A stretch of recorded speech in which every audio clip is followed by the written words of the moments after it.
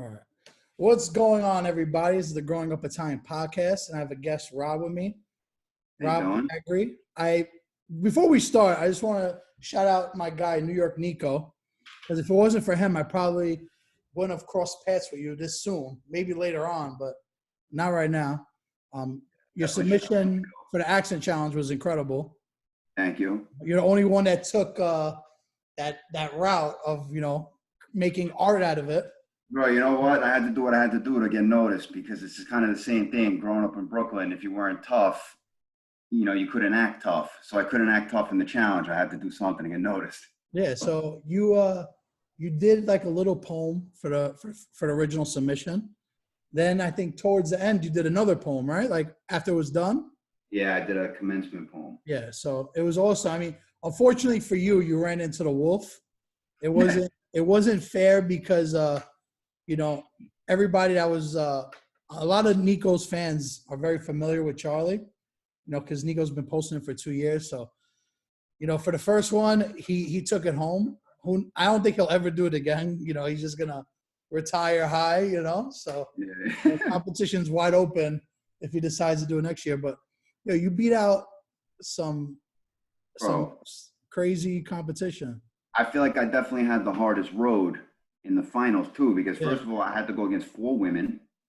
Women's my total fan base. Shout out to the female community. All the girls were loving you. Gotta love them for that. So I had to go against 4 women, and 3 of which were famous.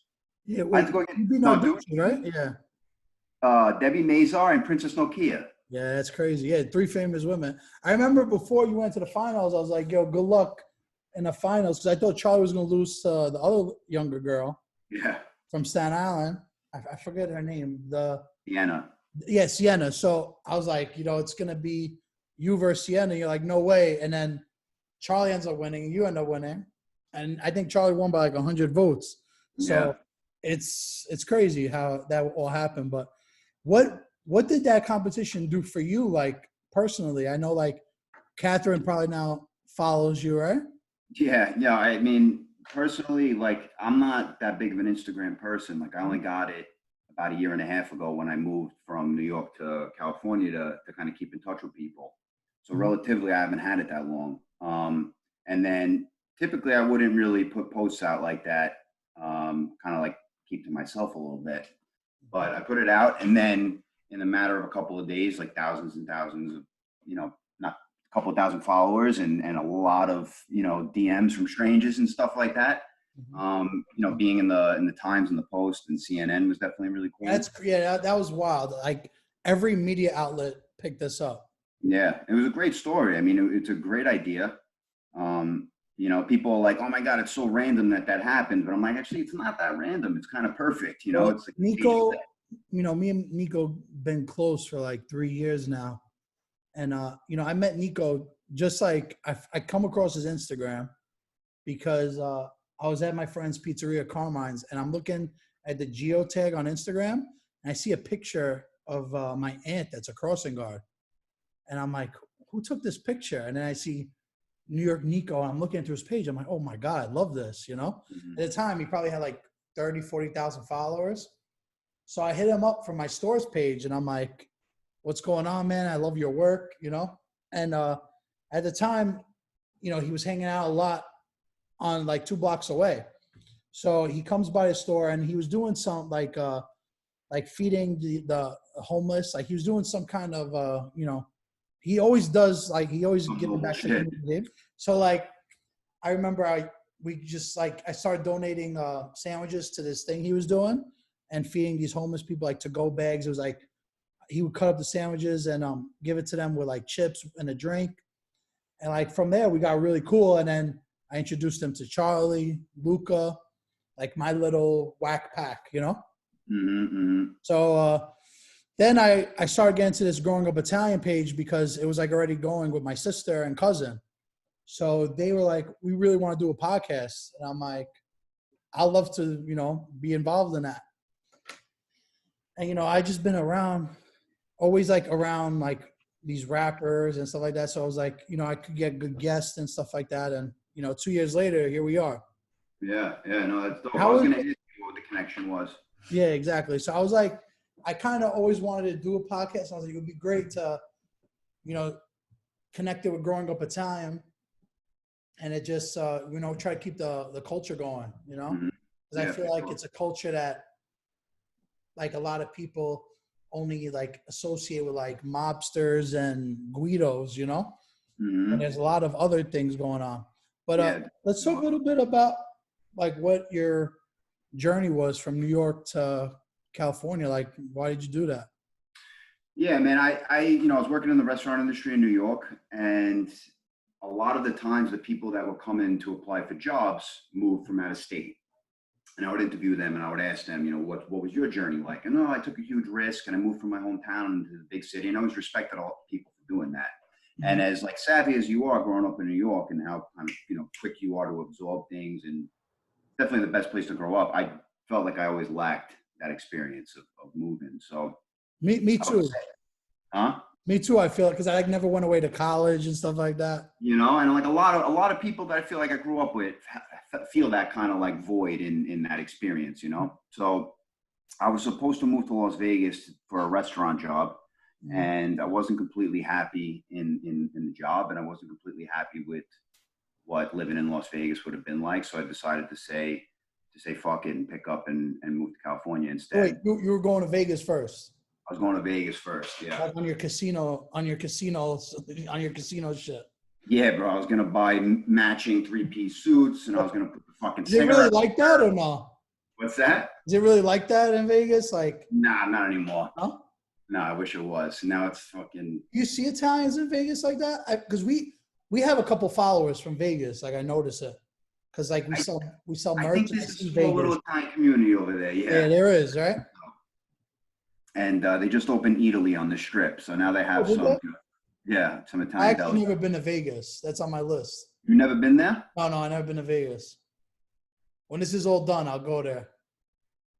Yeah, the prices should be fucking beautiful now. They're Yeah, not all open. right. Kind Yeah, of. But yeah, so you were in Vegas, and it didn't what did you align. like about it? And it didn't align with my soul, bro. I never saw so many people on like rascal scooters and just just strip malls and shit. I was like, where's the neighborhoods? Where's the blocks? Yeah, it's just like all one thing, right?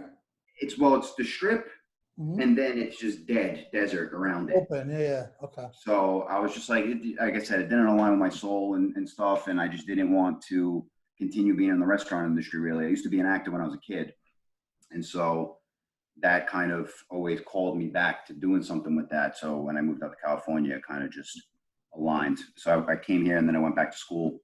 So I'm studying to be a writer and try to learn how to make films and stuff like that. And now, when you went to California, you Los Angeles, right? Right. Yeah, I started in Santa Barbara and then I moved down to Los Angeles. Yeah. Okay. So, how was that? How's that been? I mean, it's nice because the weather and the produce and all that stuff, you get the freshest fruits and vegetables ever. But I mean, as in terms of like a city, there's no city here. So again, it's like Yeah, where LA's very spread out too. You know, tremendous. Yeah. New York, everybody's like living on top of each other, you know. Hmm. You Which know, is a but good and a bad thing, it's obviously. doing a bad thing. I mean, with this thing going on, you know, a lot of people are bugging out. I know a lot of people that rent apartments in Williamsburg went back to their hometowns and like gave the landlord back the keys and said, "Don't, I'm not coming back," you know.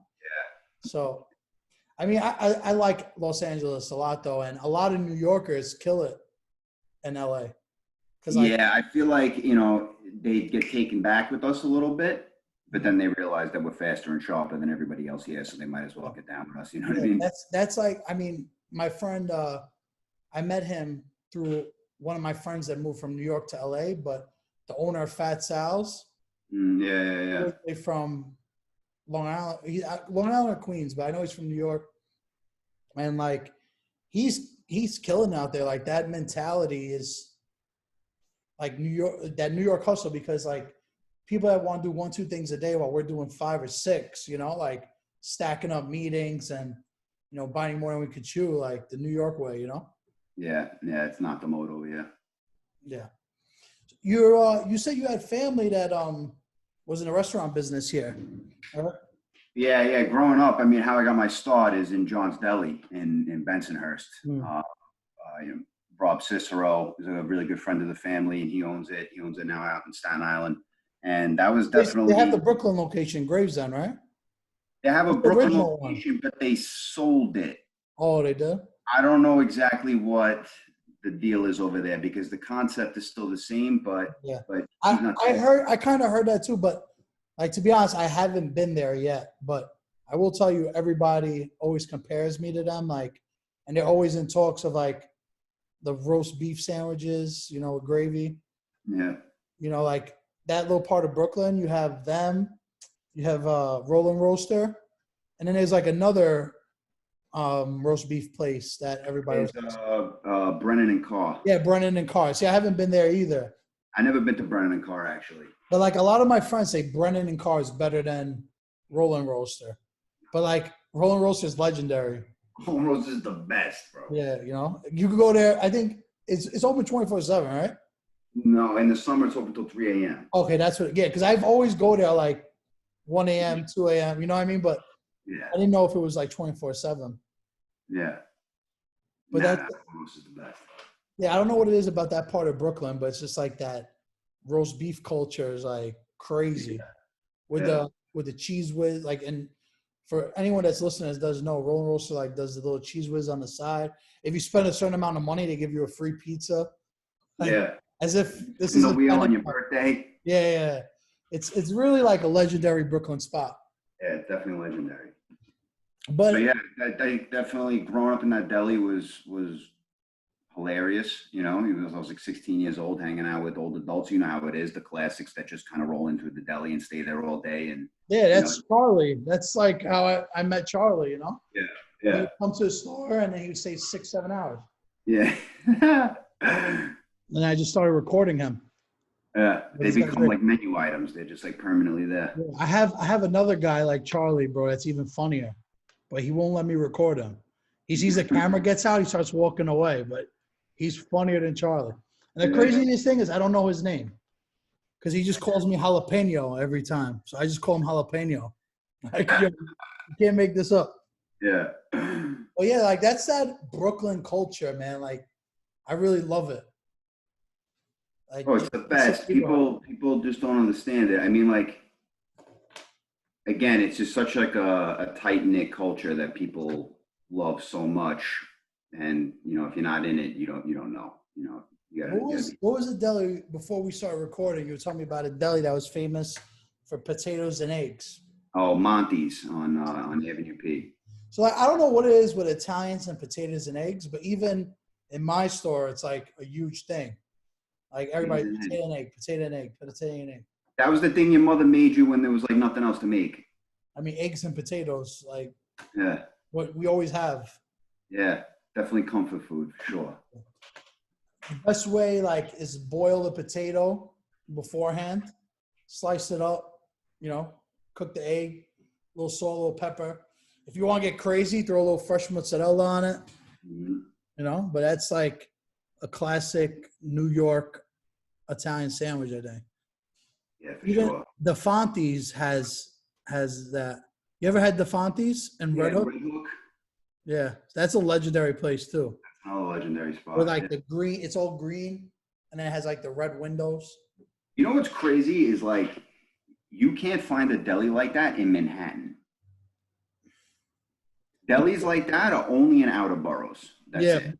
there is. I mean, you have Cats, which is like the Yeah, but most legendary of all. that's not tight knit. Yeah, it's not tight knit, but it is like legendary. And then you Of have course, no, definitely legendary. But like, there's no Charlie the Wolf in Cats. You know what I mean? I don't, maybe there is. We just don't see him. Yeah, Like if you go there and hang out there for like a week straight, you'll see the you might same meet the guy, characters. and Yeah, then you'll ask the worker like, "Who's that?" And they'll be like, "Oh, that's this guy." yeah, Cats is just another animal though, because like, yeah. It's a whole nother beast. yeah, they But Italian delis, there's no Italian delis over there. I'm trying to think. There's I mean, Parisi is a bakery, but what's that one? There's that like a butcher shop.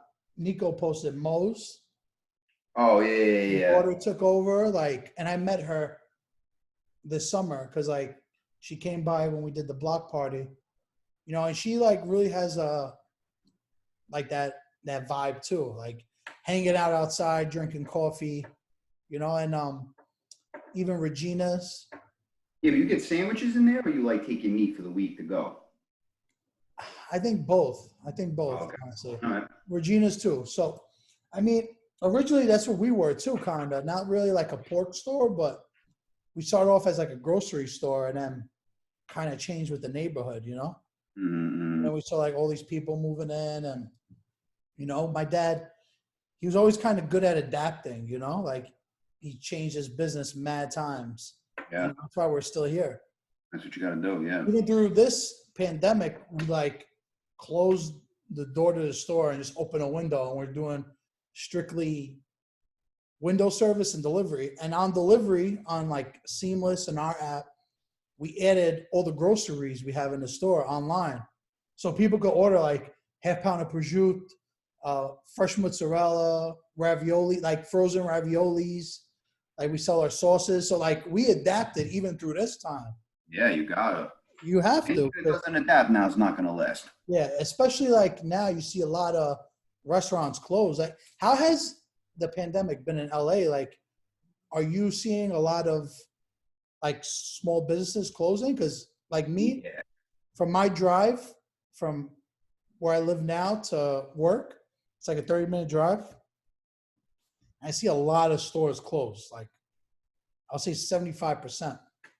Yeah, stores are definitely going down over here big time. I think even worse than New York because they weren't doing that great to begin with. Because I don't think that LA is very up and coming in that sense. Like the culinary scene is not the same as what it is in New York. So I think people were struggling to begin with, and now like a couple of big ones already went out of business. Like they announced one called Bone Temps and another place called Auburn already went out of business. So Really? yeah, the restaurant industry is definitely never gonna be the same or not be the same for a long time.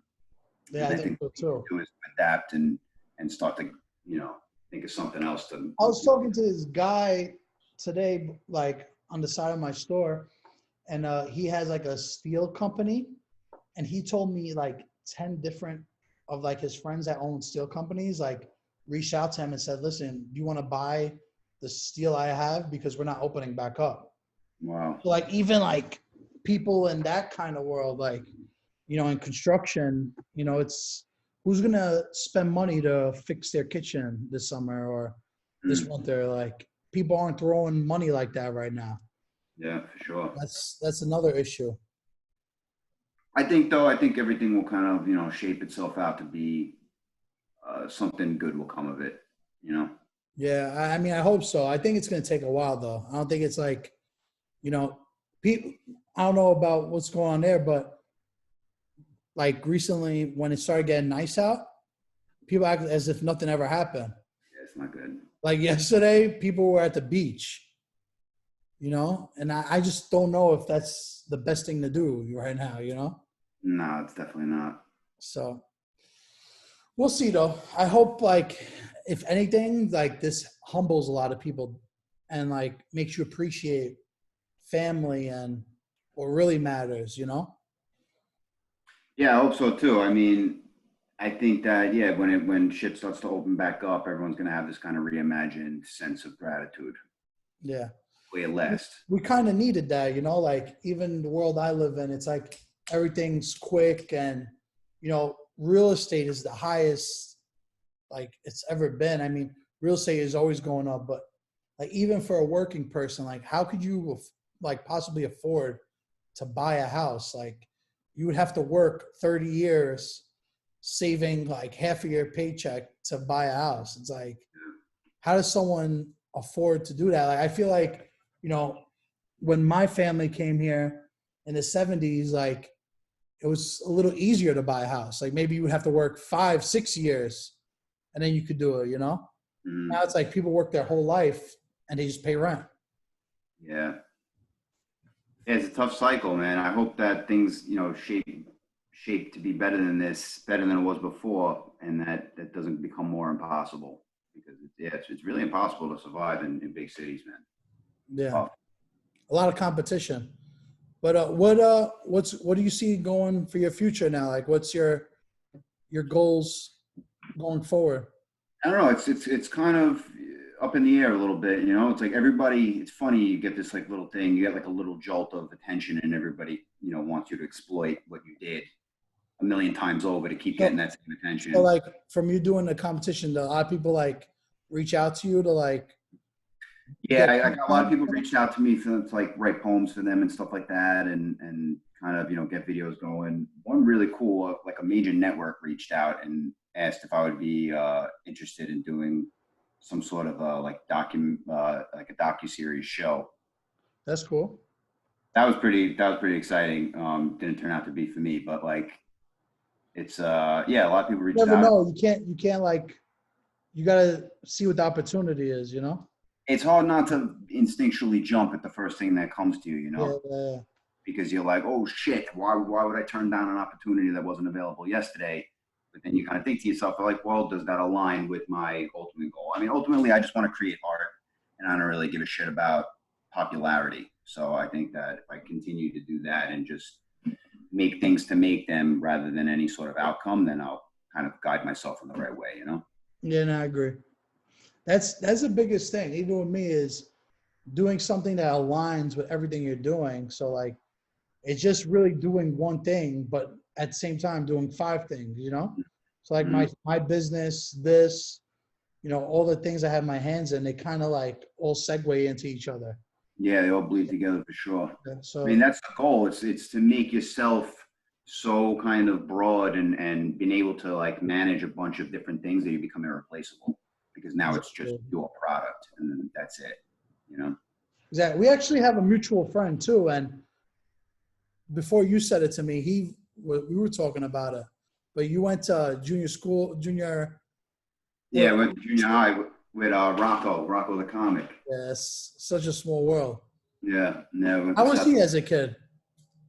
He was a quiet kid. He was a good kid. We were, I think, a little bit more mischievous than he was. We were getting into trouble, and he was a nicer guy. We both played the bass guitar in junior high. Oh, and I didn't know that about him. He plays the bass guitar. He's talented. He was good. That's fine. I didn't know that about Rock. I gotta ask him. Yeah, he plays the bass, bro. Let's see if he's gonna want to do our new beat for this for our intro. get him, to give us some tunes. Yeah, for sure. But yeah, is there anything else you wanted to talk about? I mean, speaking of beats and hip hop, we were kind of bonding over hip hop before we went live too. One of the coolest things I think I did when I was growing up was you familiar with underground hip hop? A little bit. You ever hear of like Necro and Nonfiction and those guys? Yeah, of course, yeah. So I lived around the corner. Necro's big. Like Necro's big. He's very well known.